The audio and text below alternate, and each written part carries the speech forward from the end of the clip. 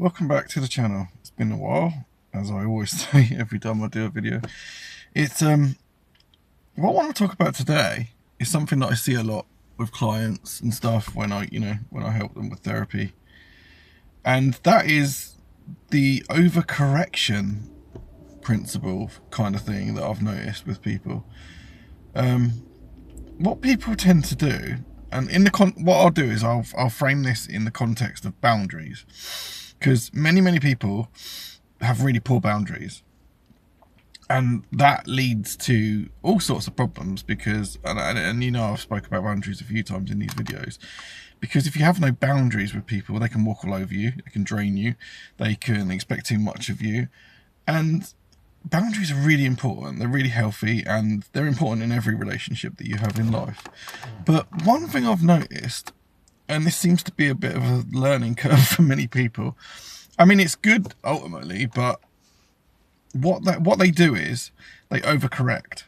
So when they come to therapy and they've done a lot of introspective work, because that's what therapy is basically, it's introspective work, looking at the self, trying to grow, they if they suddenly realise that they've had really poor boundaries and have been sort of naively sort of abused, and those boundaries have been overcrossed by people, and for whatever reason, and it's depleted them, it's made them feel quite sick, it's made them mentally and emotionally unwell, what they do is they overcorrect.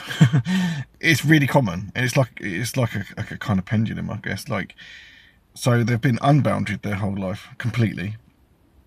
They realise the problem and they apply the solution, but it's too harsh. So they go full the other way and they close right down.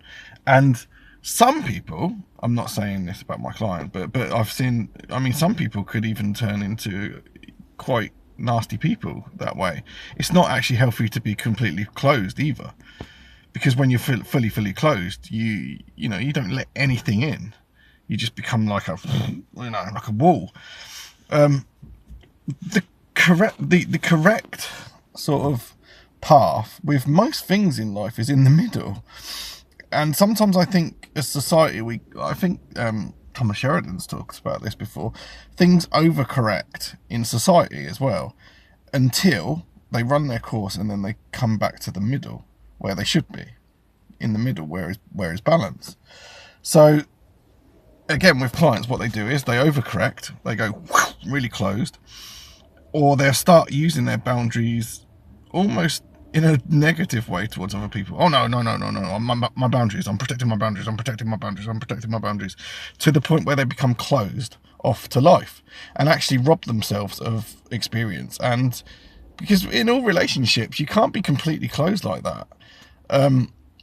So they do the opposite, and they do the damage in the opposite way. They become too closed, too hardened, and then people around them are like, what the hell's happened to this person? So what I try to encourage is a happy medium. It's like in the middle. Yeah, okay, so you've had this problem with boundaries. You've been completely unboundaried, and people have basically took the piss out of you your whole life. You now try to go in the middle. You start saying no more. You start saying, I can't do that. And you don't have to fucking, like, explain it. You just say no to people. You don't need to explain yourself. You start installing healthy boundaries that work. So instead of overcorrecting to the point of closing yourself down to everyone, you come in the middle and you do what's healthy for you and equally beneficial for the both of you. Because, I mean, any good relationship, there's a bit of compromise on each side, and if you're fully closed, you can't let experience in. So I think this applies to many things in life. Like, many people that are oppressed suddenly realize it and then go really, and then they sometimes become the oppressor, and which is a clear projection thing. So yeah, I think boundaries, everything like that, is still super important.